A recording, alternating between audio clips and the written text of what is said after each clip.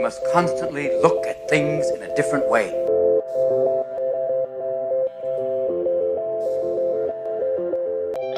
The Healthcare Education Transformation Podcast was created by two physical therapists out of the desire to learn more about the different educational roles in physical therapy and healthcare, and how healthcare education works by talking with educational leaders and people with different perspectives within physical therapy and across interdisciplinary lines on how education can be improved to disrupt the status quo of healthcare education.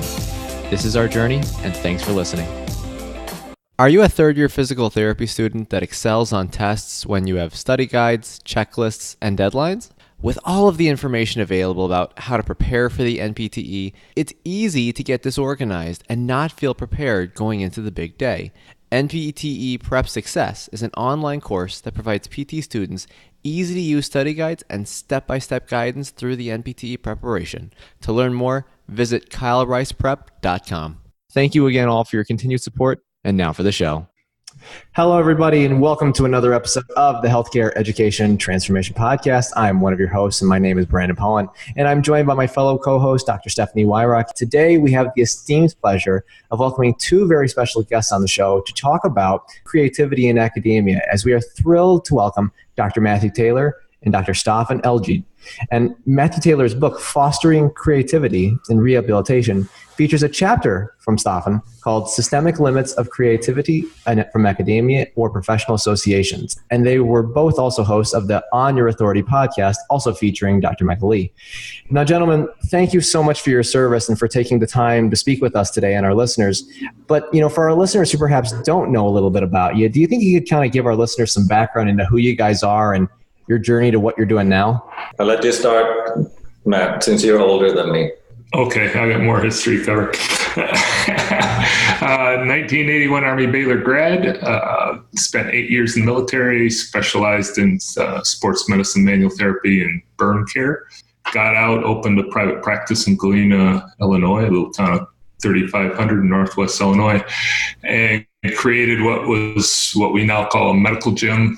So we had a outpatient practice with medical gym. Had that cranking along, so I went from myself and a part-time aide to 17 employees, and somewhere in the middle of that, my back was getting worse and worse, and one of the interesting things was we'd heard that yoga was going to get hot, so I found the only yoga teacher within 30 miles and got him to come over and teach a yoga class once a week, and I went just to find out what it was, and 2 months later, my intractable low back pain that I was supposed to be an expert in was a lot better. So that was one of those transformational where you get the rug pulled out from underneath you. Another long story short, started doing a lot of yoga therapy, got associated with the association, started writing articles, decided to get a terminal degree, got a terminal degree where I focused on transformational learning and change as it applies to back care, but basically from a yogic type of perspective.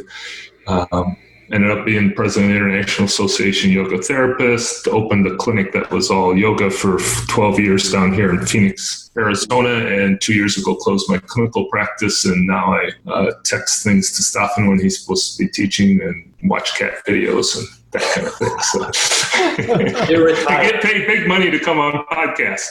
So So now I'm doing a lot of consultation on research and working on a couple national task forces on chronic pain and addiction. That's 38 years. What do you got, Staffan?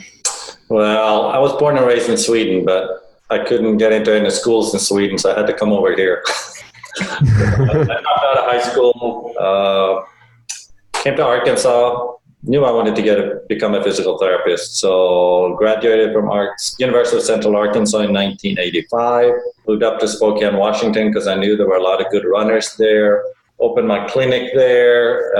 I was lucky in that I worked with some of the best runners in the world at World Championships and took care of the elites at New York and Boston and Berlin marathons, really big races. I did everything I dreamed of.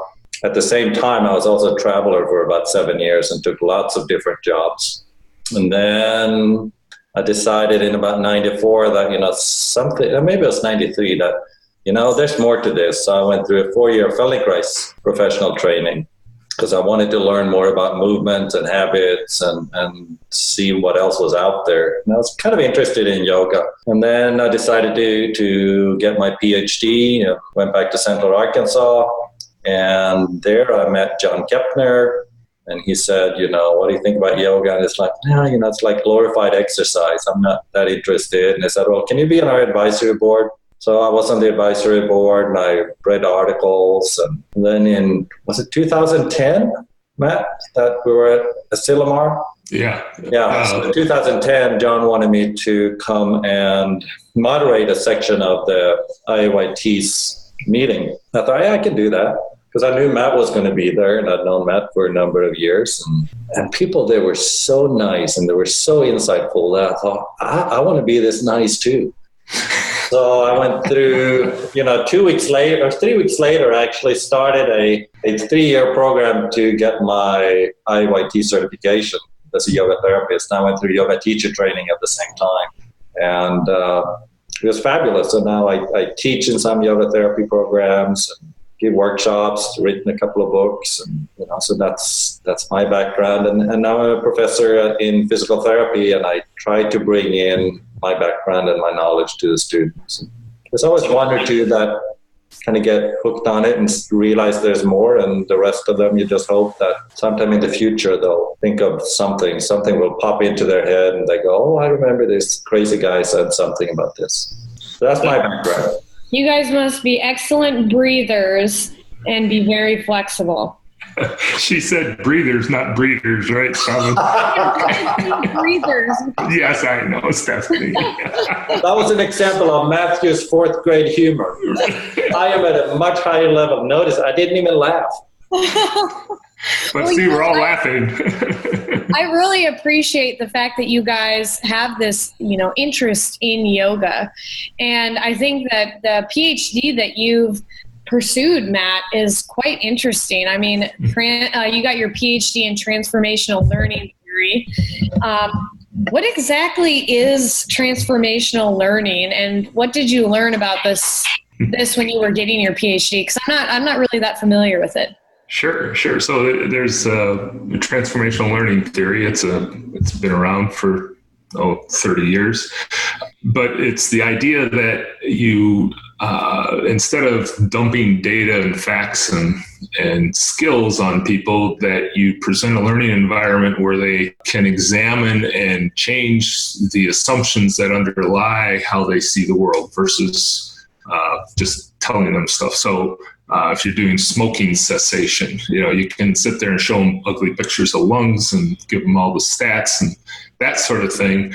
Or if you can create an environment where the person maybe has an experience of how valuable their breath is, and that, or how, if they spend time in an environment with somebody and they discover that, oh my gosh, I have a limited amount of time, and how could I possibly waste my time smoking?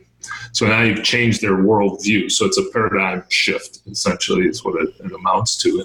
And it's structured around adult education. So the idea is that it be practical. It's not useless minutia of data and information, but rather it has a practical outcome.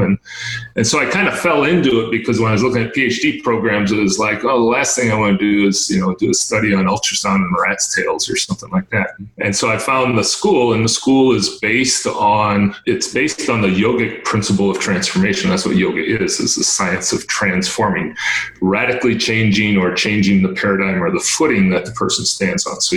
So you're changing the lenses that the individual sees the world from. And so we see that a lot, of course, in pain science now. Both first the therapist, but also the patient's perspective on what pain is. It's an output and an input, and da-da-da-da-da. So it was a unique opportunity to ask, how do we transform? How do we change people's worldview, rather than, because we know just giving them information and exercises doesn't solve things an awful lot of the time. So that's interesting that you say that. You had mentioned that you're on a lot of these task forces and you've collaborated with a lot of different people. Do you utilize any of these techniques in your daily life to try to persuade people to do the things that you want them to do? Yeah, certainly. but not in a nefarious stealth way. I mean, it's so yeah. When we right now working on this pain Congress that's coming up in November, where we're sitting down with the payers and all the major stakeholders and trying to figure out how we integrate care, and actually do an integrative approach to pain care, which we know there's, no one profession's got it, right? We got to do something interprofessional. So what Staffan and I did this summer was we actually spent a whole day training rehab professionals and yoga therapists how to dialogue interprofessionally, how to exchange information, and how to sit in the other person's shoes and see their worldview. And when you do those types of activities, it shifts your own worldview too. And so, that's part of what we do on a regular basis, and it's fun. Well, what advice would you? One of the big things that I'm really into is advocacy. What type of advice would you give to physical therapists on how to utilize aspects of transformational learning theory to persuade payers or physicians, or even more importantly, I think the general public, that physical therapy is something that may help them treat a chronic pain problem? Well, one of the key axioms or principles is that it be practical, that it actually solve a problem or an issue for them. And so that means you have to have the ability to move out of your own worldview and see from the other's worldview, form of empathy, and not more than empathy, just a way to look through their lenses, and then with them, identify what's of meaning, what's of substance and purpose for you, so that it is practical. And so if I'm talking to a referral source, it's not about telling them about what a wonderful therapist I am. It's about helping that person see how together we can shift the workload for the client and also our own personal health. And so often what I found when I was in Scottsdale down here for 12 years with just a yoga-based clinic was getting people in for personal experience, because in PT we tend to focus a lot on conceptual information, just know stuff. We know a lot of good stuff. But for the most part, in my 20-some years of teaching PTs, we don't move very well. We don't know how to move up, which is another of knowing. And we also don't take the value of experience. And so to bring somebody in, let them actually experience the transformational learning where they get their perspective shifted a little bit, that really makes a big difference. And it goes with a lot of what Staffan got with, I think, with his Feldenkrais training, a very different approach to not moving in a triplanar direction with levers and that. So that experiential component, I think, is key over words and data. I think that's a really good point to bring across, because I know we've been talking with a lot of guests and we've kind of heard a lot of people talk about, concept of how to really influence behavior. And obviously data, just shoving data in people's faces is clearly not enough at all. So I really like how you brought in talking about the empathy piece, putting yourself in their shoes, seeing where they're coming from, what are their thoughts on what they think's going on, what do they think they need to do to address it, and then kind of meeting them at where they're at and kind of getting at what's important to them, what's their why, how to make it easy for them to do. So I think those are some very, very key takeaways there that I think clinicians could definitely benefit from. So thank you for that, Matt. And I want to dive a little bit more into your book here on one of your books, which is Fostering Creativity and Rehabilitation. So first and foremost, why did you decide to write this book? And what are some of the biggest takeaway points from the book that you think all healthcare providers should hear? So it would have been in 2004 when I came up with this harebrained idea, right, Staffan? And so at that point I was, that's 34 years into my career. So I'd exhausted all the continuing ed courses and said, well, I've been going to the same courses for the last 20 years. I've been watching the profession do very much what we were doing back in the early 80s to a large degree, and wondering, so I'm watching that from the PT side of things, but then also my experience in the yoga was like, as I started to read that literature and have the personal experience and observe it work in the clinic, essentially the biopsychosocial applied, it was like, why is there this big tells us, and there are a few heralds in the darkness of, we've got to do a biopsychosocial, but that's not how practice is being delivered for the most part. So part of my degree, my dissertation chair and advisor is one of the world's leading social creativity experts. And so I learned a lot about institutional and individual creativity. So I just gathered a bunch of my buddies, 15 other people came in on the book with me. I sent a letter out, and within a week I had everybody signed up to contribute chapters because we all had the same kind of feeling, and we did it across all the rehab professions because there was kind of a head nod that's happening in speech, it's happening in art therapy, music therapy, all across the rehab spectrum. So we put this book together, and so the key takeaways then are, one, we are creative. We should, that's what we are. You don't have to become creative. Two, that every interaction with a patient, if it's a biopsychosocial spiritual interaction, should be an act of creativity founded on evidence, but driven by patient values and circumstances and the situation. And then another chapter right before Staffan's was the one looking at how creativity and evidence-based medicine really do interface. And then that's why I wanted to bring Staffan's chapter in too, though, because he had that unique experience of structural system things that block creativity. So those are the biggies. And then the rest were by profession, their experiences, so each profession could see how other people were utilizing their creativity. I think creativity is an essential part in not only providing a really great patient experience and doing something that is going to be important to the patient, but also in the world of science, we kind of get caught up in the data that we forget about the art part of physical therapy. How do you cater that to what the patient wants? So Staffan, I have a question for you. We have been talking a lot about trying to apply some of this transformational leadership learning concept to the real world and to patients.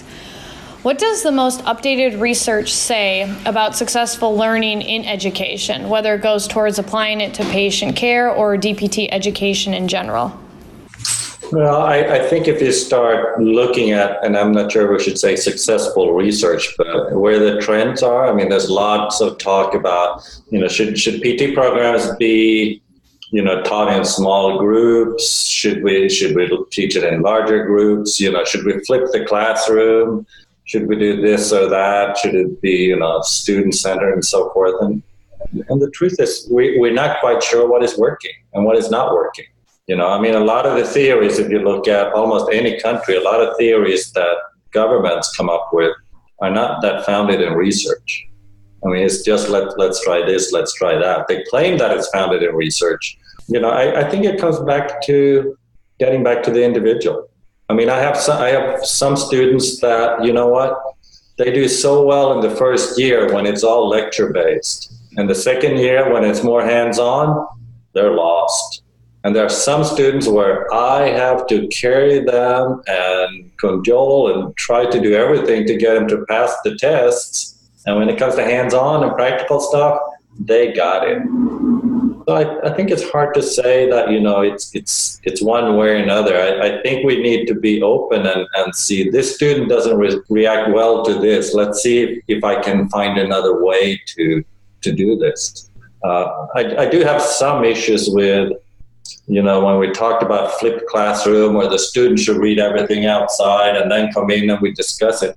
I think there are some basic knowledge that unfortunately we just have to lecture on. There are some basic sciences, there are some basic ideas in anatomy, kinesiology. You just have to sit down and learn it. I don't think there's any other way to do it. And then towards the second and third year of PT school, then we can put more of a responsibility on the students, because what we want them to do is to be lifelong learners. That's really our biggest goal, is to make sure that they are encouraged and curious about learning so that once they're out of here, they can actually go and learn on their own. I listen to a lot of you guys' podcasts, and I hear a lot about, we should do this or that. And I think so too. I think we could create a much better PT during those 3 years. But reality is the PT I wanted to create, they would never pass the boards. And if they don't pass the boards, what's the point? So to some extent, we have to teach to the boards too. So it's more than just learning ideas. But I think what we're trying to do, at least the program I'm at and several other programs, is to more and more lay the responsibility of the students as we get into the second and third years, so that they are lifelong learners when we get out there.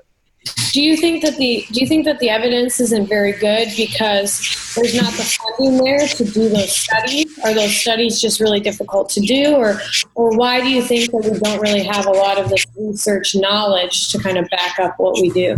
I think part of it is funding, because you really can't, you can't patent whatever you find in these studies. So there's no one that can make a tremendous amount of money off it. And that is one issue. But I also think we're dealing with human beings. We're dealing with their backgrounds. It's no different than when a patient of yours comes in, they have their background, they have their beliefs.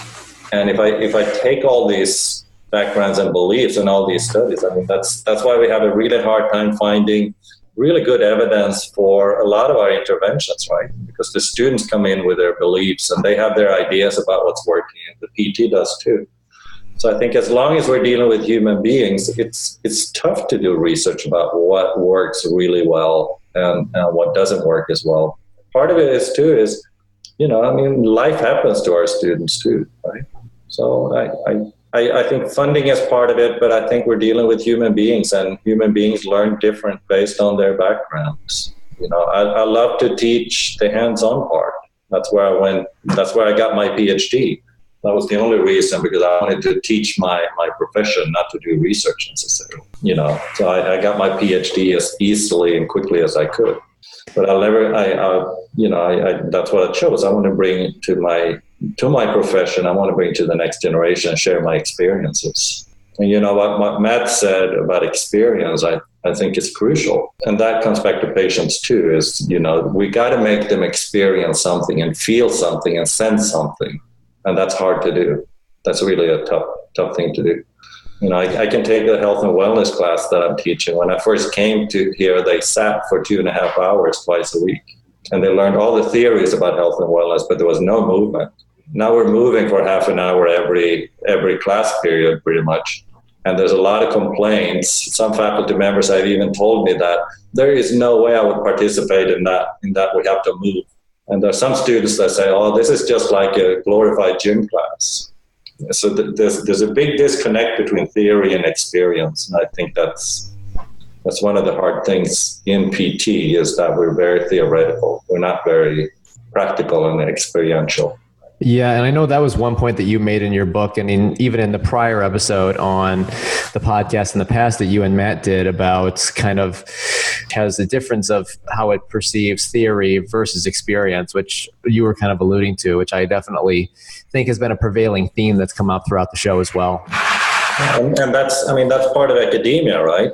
I have to teach 3 hours of lab to get 1 credit, but if I teach one hour of lecture, I get 1 credit. So really all the practical stuff is really downgraded as not being nearly as important as the theory.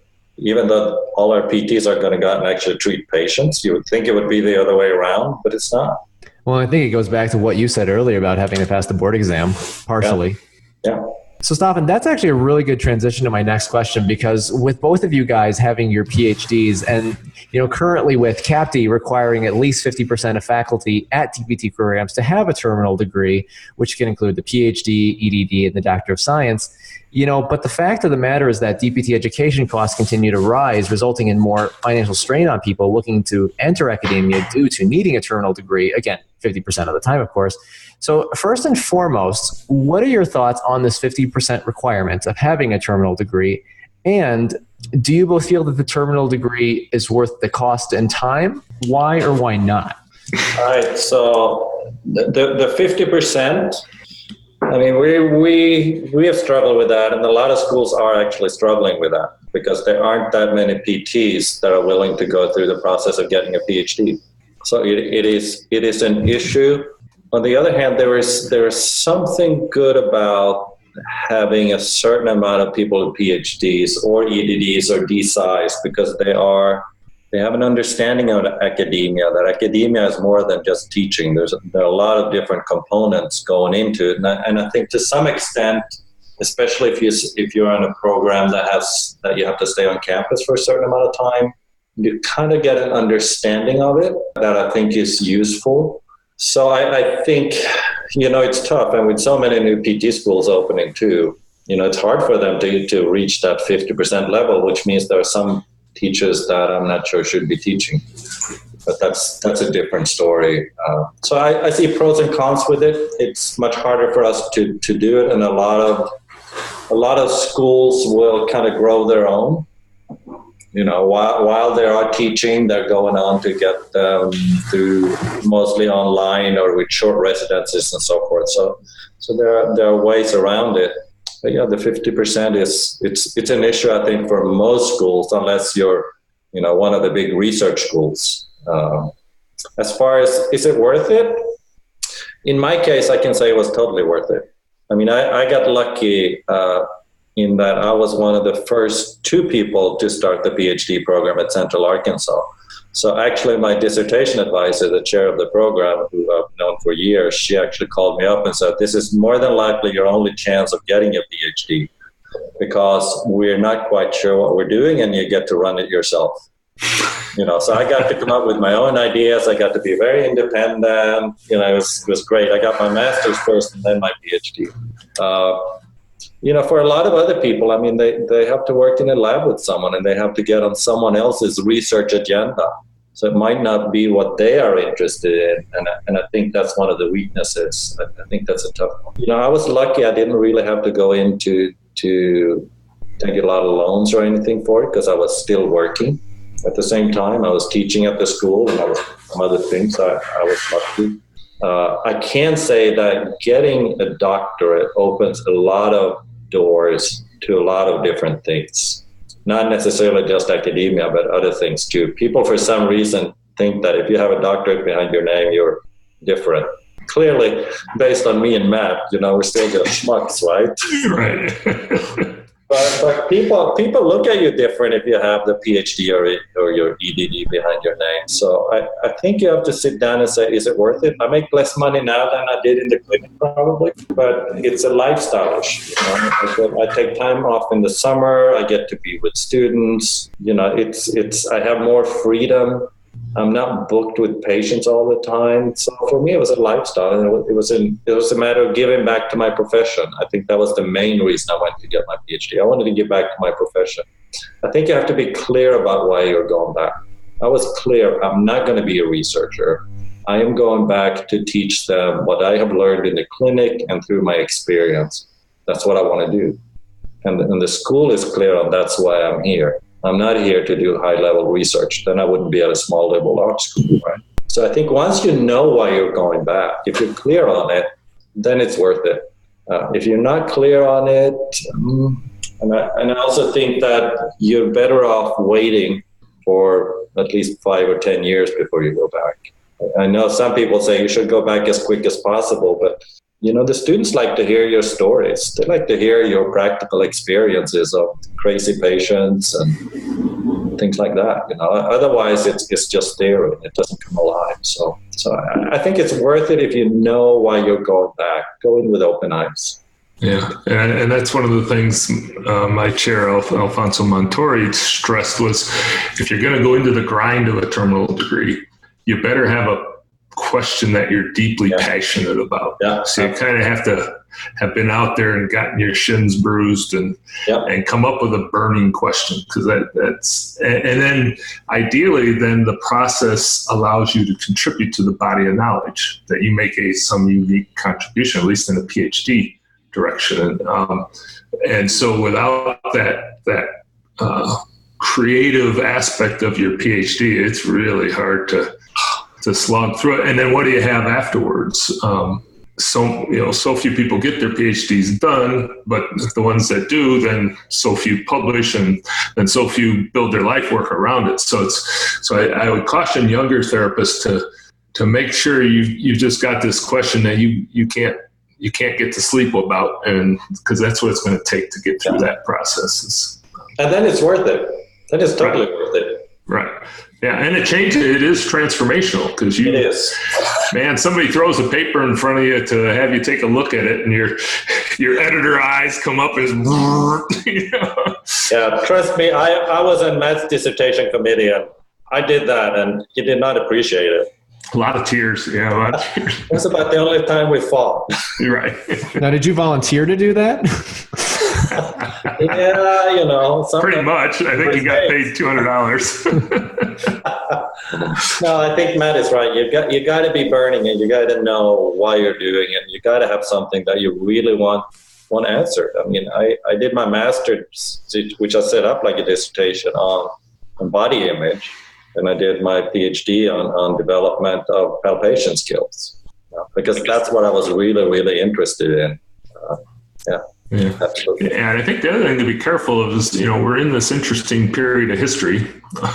If anybody was alive in late August when we're actually talking, that this is a unique period of time, and it's not normal time. And we're seeing it in every avenue. And as fast as information is changing, as fast as healthcare is changing, all these different aspects, you want to be careful that to some degree, these terminal degrees are artifacts of an industrial age where you kind of ground out something and then you have something. And so that's what I appreciate about the degree process I went through.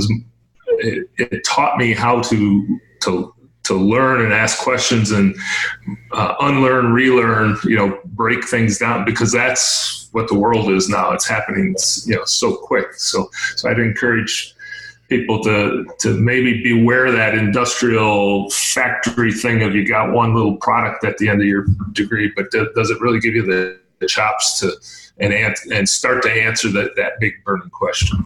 So you guys have mentioned a lot of themes that we hear commonly on our podcast. The first theme that you mentioned is that, you should be passionate about these questions that you want to answer. The second thing that you brought up is money. Something that I think a lot of younger physical therapists now are struggling with is the cost of education, and they may want to go back and get a terminal degree, but either they have to do the PT salary in order to pay off their loans, or that terminal degree costs them extra money and they have to take out more loans. So what are your suggestions to kind of change the path for new academicians to pursue these terminal degrees and make it more affordable, attainable, incentivizing them to pursue this without having this massive shortage of qualified faculty members for DPT programs? Because, the third theme that we've been talking about is this potential shortage of terminal degree faculty members. So what are your thoughts on that? I wish I had a good solution. I mean, first of all, I want to say that the path we're on as far as student loans, it's not sustainable. It's totally not. The amount of money that students own when they graduate from PT school is almost a crime. I mean, I think, I was lucky. I graduated without student loans, which means I could actually take I could take the job I wanted. I could do, the stuff I wanted to do. And a lot of students today, they have to work in a not-for-profit or get some loan forgiveness, or they'll pay for 25 years. It's not sustainable. We need to figure it out, what to do about it. I think the best, and this brings back some of the problems too. I think both me and Matt, we were lucky. I was late 30s, early 40s when I got back to get my PhD, and I had worked for a long time. So I had some money saved up, and I think for Matt too, financially it wasn't a huge burden for us. For the younger students that want to get into academia, it's getting harder and harder to get scholarships or grants to study for your PhD. Things are getting tighter and tighter for the schools. My suggestion is, we have a lot of adjuncts, a lot of our graduates and other graduates that come in and they'll teach, a course here and a course there until they can start looking at a full-time job as an instructor. And then they can work on their PhD at the same time, or EDD. I think that's one way of doing it, but that's not going to work for everyone. It's tough. I really don't have an answer for it. I just know that the road we're on is not sustainable. Right. And I think, don't tell us how old you guys were in 1997, but do you know what happened in 1997?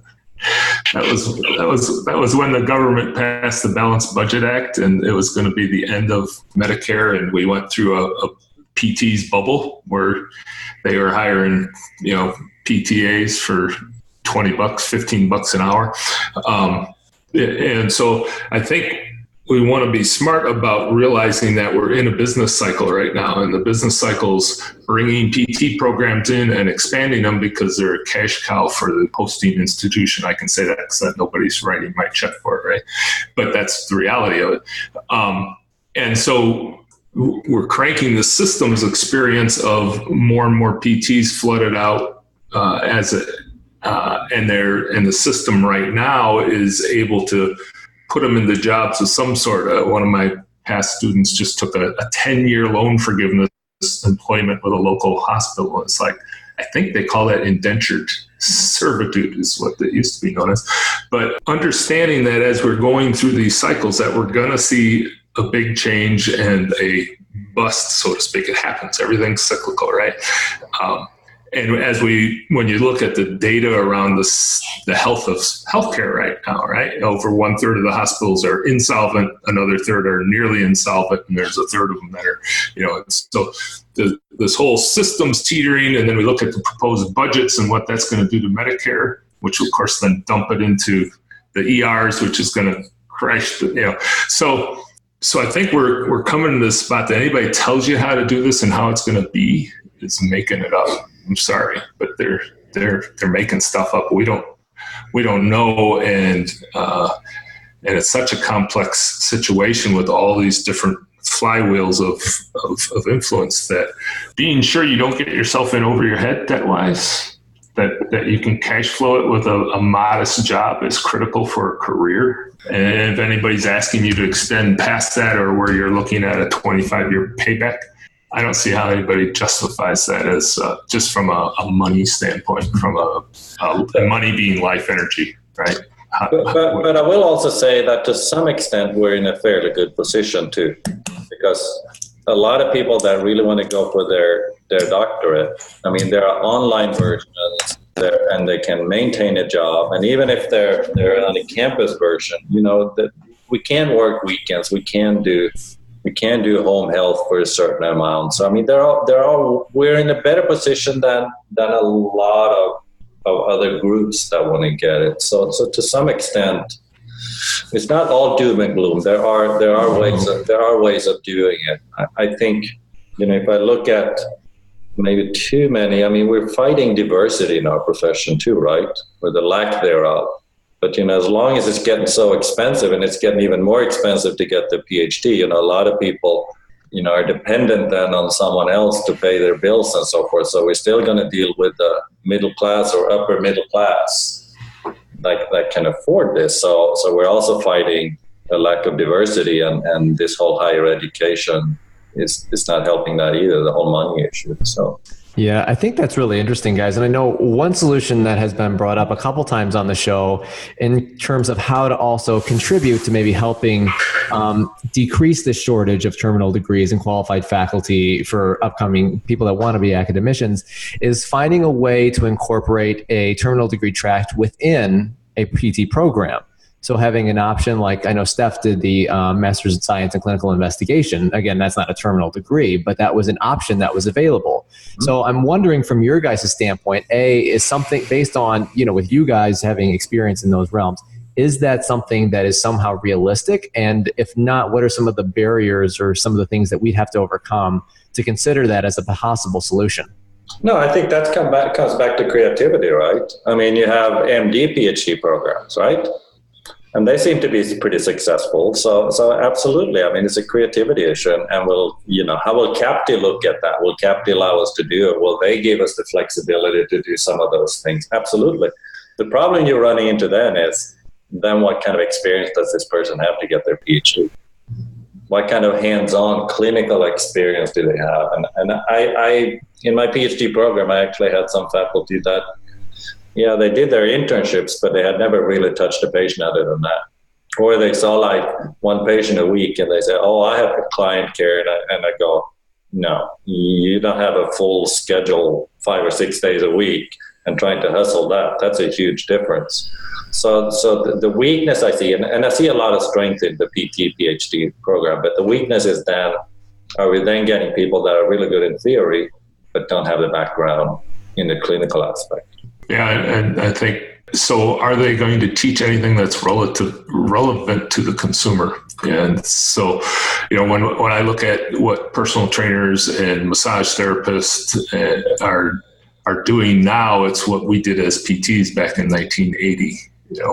And so when we ask, how are we as doctors of physical therapy going to have relevance, and what are our educators going to bring to the students that sends them out ready to offer something like that? If there isn't that, if you aren't sitting across from the patient that can't make their payments, whose spouse is leaving them, and if you don't know how to be with that person and solve those problems, there's a gap in the transfer from teacher to student, and I think we're set.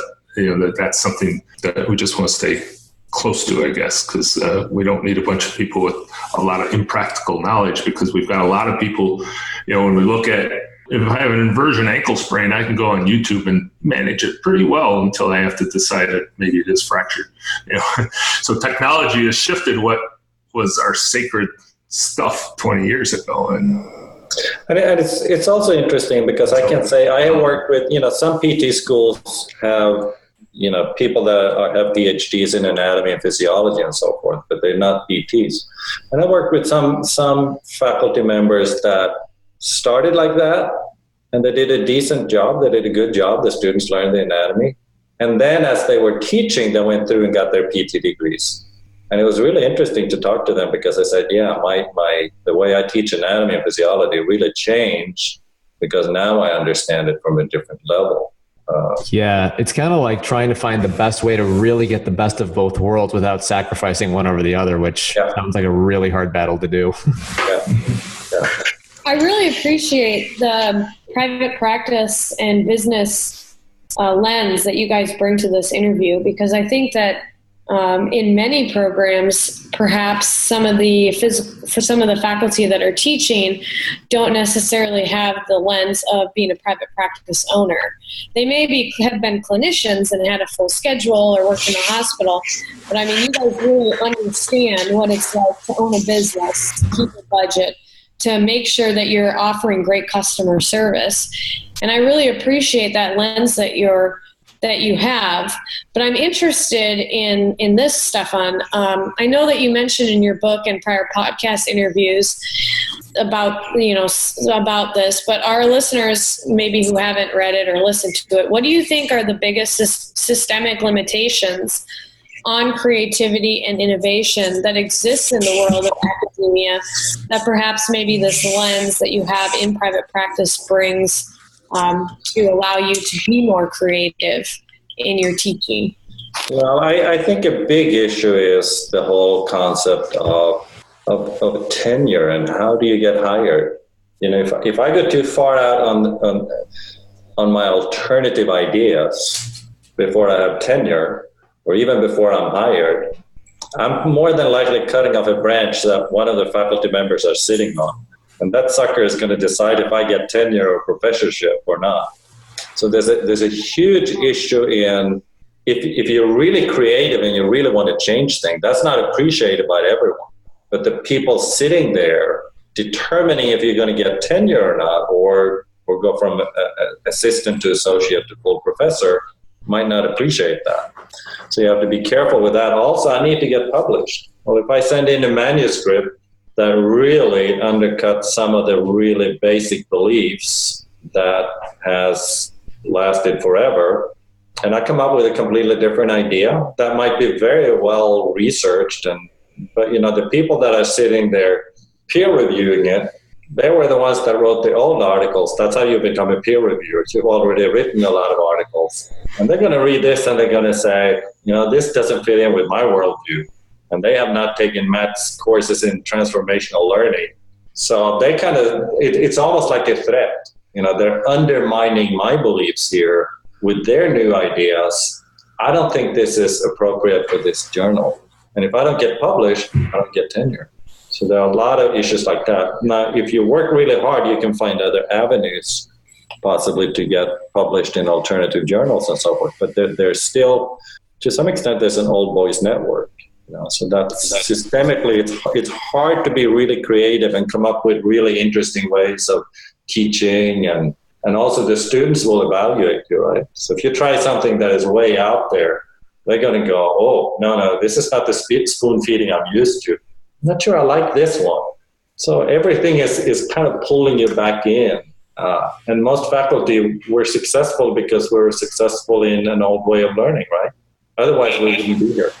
So what are some solutions for that then? I mean, you had mentioned potentially submitting to maybe an alternative journal, but I mean, there's a lot of predatory journals out there as well that, if you submit to those, that's not a good thing. So, I mean, what are some other solutions besides maybe submitting to a different journal?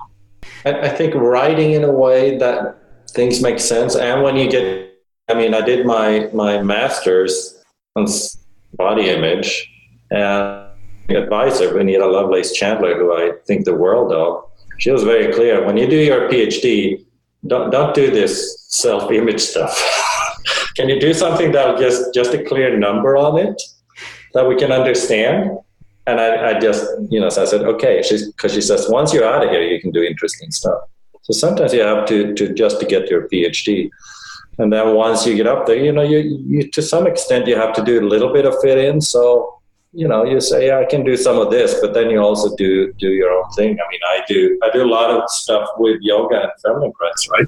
And they know that about me now. So now I'm okay to do. But I also can go in and teach ultrasound, and I'm fine with that too. So it's a little bit of a give and take. And after a while, they understand, that, he's bringing in some new stuff. But if you come in on day one and you're going to do all this new revolutionary stuff, it's not going to happen. So you just have to do it slowly but surely, and the students will pick up on it. Yeah, I would say that maybe we need to shift the pendulum away from the dusty research journals too, and look out in the field and the grassroots and see who's doing the really exciting stuff out there that's leading things, and then have academia come to value that versus just looking what's historical in PubMed, So, I had this little practice for 12 years, cash-based, 2-month wait, no equipment, no overhead. And none of the 4 schools ever came and said, what are you doing? And how are you so successful? And what can we look at this? And how can we study this? And what's the application that our students might be able to take away from you? I invite you, Matt. That was before you were. It's before you were a full professor, though. You haven't been here since you became a full professor. So. But no, I think we need to shift the lens, in academia to say things are changing so fast. We better get out there and look at ourselves through our clinical grassroots and see who's out there kicking butt, because there's a lot of people doing some cool stuff that doesn't have a single article behind it. But it's relevant. People are willing, because again, that's the trend in healthcare, right? Higher deductibles. It's a cash business, and we're going to look back and wish we had $30 copays, because now patients are coming in with $5,000 deductibles. So you're doing cash, and so every time can you deliver something relevant that they give you their credit card and schedule to come back and give it to you again.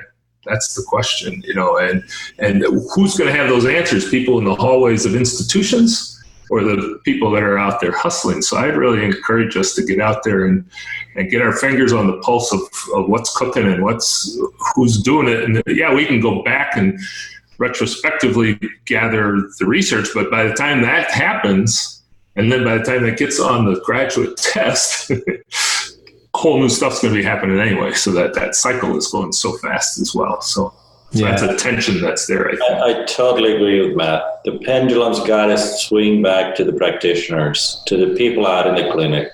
That's part of evidence-based medicine, right? It's not only research, but it's the experience and it's the values of the client, right? But the tricky thing is if I say, well, and this has happened, and I said, well, evidence-based medicine is also the values of the client are influencing this. And then I hear, do you have research on that? So even that, I have to go back to the research aspect. We have to go back to giving the clinicians more power and say, what you're doing is really valuable. And then we have to go to Matt and say, why are people paying cash and waiting so long to see you? What are you doing differently? And we have to start bringing some of that in. I have one graduate who actually opened his own cash business, and I brought him into class. And the students really enjoyed listening to, there are other ways of doing this stuff. But we got to acknowledge the people that are out doing the real work. Yeah, I really like that, kind of bringing all perspectives kind of to everyone's eyes so that everyone's aware of kind of the practical aspect. I think that's huge. And going back to kind of refocusing on the clinician, because I know Carol Lewis actually had said that in her Macmillan lecture a few years ago. And kind of to spill into that is, I know we had talked about some of these systemic limitations from perspective and the role of academia.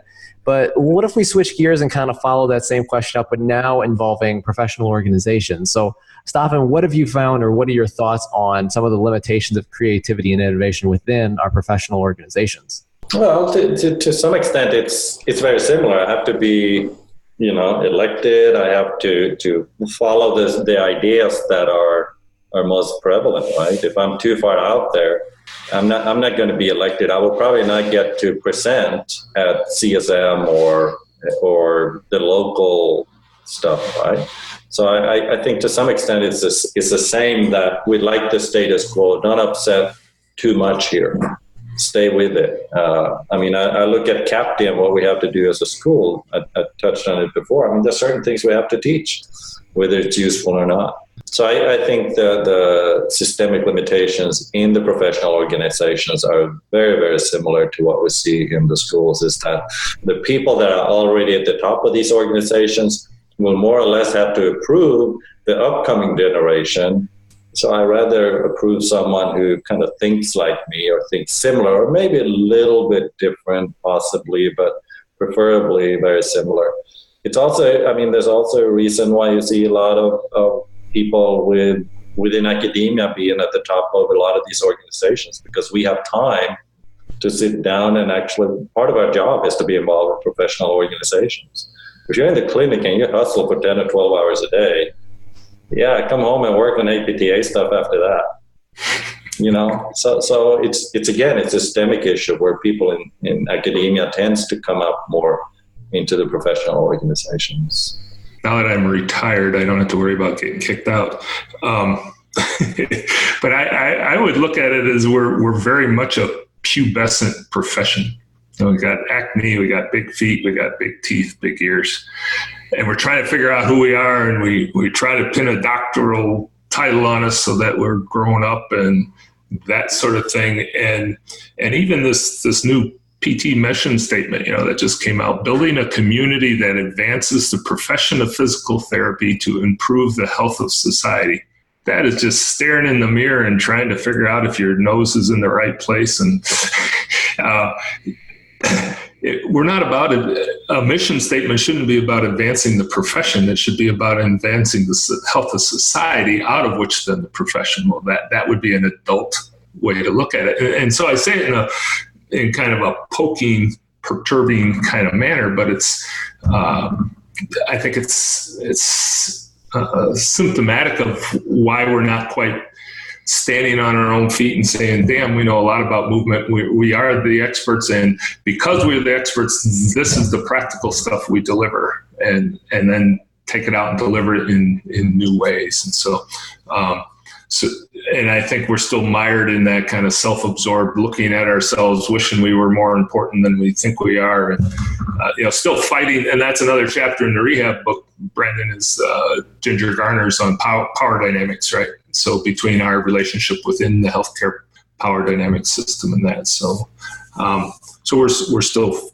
struggling a bit under that, I think. And let's have no doubt about it. The public has a really hard time knowing who we are. I always have students coming back after every internship, and there's always some patient who asks, do you need a degree for this? We have not managed to really let people know who we are and what we're doing. And some people say, oh, that's the fault of the APTA, but it's not. It's the practitioner that really needs to show who we are. And to some extent, academia, we need to teach people how to really tell our patients who we are and what we do and what we're good at, because we are good at a lot of different things. But how can we bring that out, and how can we make our education and our interventions reflect that? I think that's one of the really hard things. A lot of my research, I did a lot of my lit reviews and stuff at a chiropractic school. And you know what? They are very clear about what they're doing. Might not be a great thing they're doing, but they're very clear about what they're doing. And they are everywhere there were signs that talked about what they were doing, how they were doing it. They got the message out. This is who we are, and there's no doubt about it. I don't think we have mastered that yet in PT, and I don't want to blame it on the associations. I think for a lot of practitioners, we need to have the mindset that, you know what, we're good at what we're doing, and we need to go out and tell people what we're doing. Not market to the physicians necessarily, but let people know, hey, this is what I'm good at, and I'm doing this really, really well, and be very clear about it, and go out with confidence and say that. I totally agree with that. I think that that's something that's really essential for every clinician to do is, before you start your exam, explain what you're going to do during the exam, explain what a physical therapist is so that the patient is very clear at the beginning. We do ask this question to everybody at the end of our podcast. And, you've talked a lot during this podcast about things that you would like to see improve. But if you could change one aspect of healthcare education, physical therapy or otherwise, which aspect would you change and how would you change it? Feel free to mention something new or something we've already talked about. All right. So what I would change is, having spent 4 years learning about the Feldenkrais method and studying yoga for a long time and studying Tai Chi and Qigong and all kinds of crazy things, they are teaching from experience, from a movement experience. They are good at movement, not as good as theory, but they have a movement. They have the anatomy built within themselves, and they trust their own bodies. And if I could do anything, I would want the students to have the experience of movement, of trusting what comes up from the inside and trusting what feels right, and really learning how to move and sense it very kinesthetically. That's what I would love for our students to be. And I would say just institute a regular diet of taking the physical and stilling it on purpose for 20 to 30 minutes a day as a exercise in all the things we know help foster the prime us for being creative and responsive rather than reactive. The science is there; it's there. We know it's there. So that's a movement skill of being still. And if we could institute that for the faculty, do it for the students, and then bring it to our patients, I think that would revolutionize literally what we're doing. Yeah. I think those are some really good points, guys. And I must say thank you both for all your guys' insight, because I've definitely learned a couple new things on here that I'm sure our listeners will as well. Where can people follow up with you guys online, or how's the best way to contact you if people have questions for you guys? MatthewJTaylor.com, T Matthew. Staffan? They can find me at selgelid@gmail.com. I've said for years that I should develop a website, but it doesn't seem to happen. But I am pretty neurotic about email, so. I love it. This has been great. You guys are doing great work. You really are. All three of you. That's amazing. Yeah. Well, we appreciate people like you guys that really are in the service of doing it and helping others do it. So the thanks is all to you guys. And thank you guys so much. Sure. Thanks. It's been a pleasure. Access to healthcare is one of the largest issues facing both providers and patients, as millions of people worldwide lack timely and affordable access to healthcare. Anywhere Healthcare, a telehealth platform, is a simple, low-cost option for providers and patients that eliminates the barriers to access to all kinds of healthcare. To find out more, check out anywhere.healthcare which is available in our show notes. And if you use the code HET in all caps when you email to sign up, you'll save 25% off the total cost. Thank you for attending class today, and we hope that you learned something and gained value from the content. If you'd like to schedule office hours with us, feel free to add us on Twitter at HET Podcast, on Instagram, HET Podcast, on Facebook, the Healthcare Education Transformation Podcast, and the homepage, healthcareeducationtransformationpodcast.com. And for those of you following along in the syllabus, extra credit can be obtained by liking us, sharing us, and leaving a review. Let's continue our journey up Mount Educational Success as lifelong learners.